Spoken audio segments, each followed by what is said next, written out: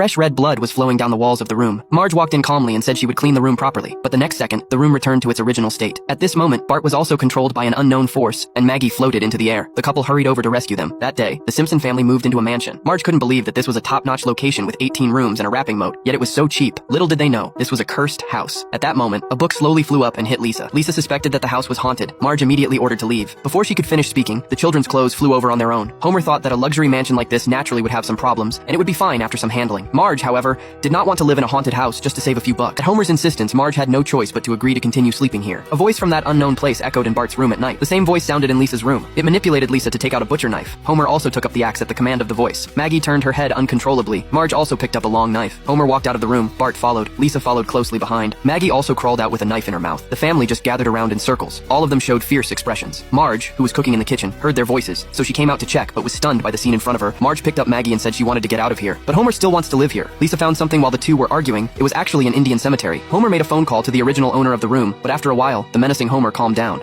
At that moment, strange sounds echoed around again. Every word sent chills down people's spines. The whole family was very afraid that these terrifying events would happen to them. But these ghostly words completely infuriated Marge. She scolded the hateful house thoroughly. Amazingly, the house actually responded to Marge's words and gradually returned to its original state. Marge said, "This is our home, so we won't go anywhere," and asked the house to get used to it. The Simpson family walked out of the house. The house began to think about whether it wanted to live with the Simpson family. After a while, it emitted bursts of light, gradually began to shrink, and finally disappeared into thin air.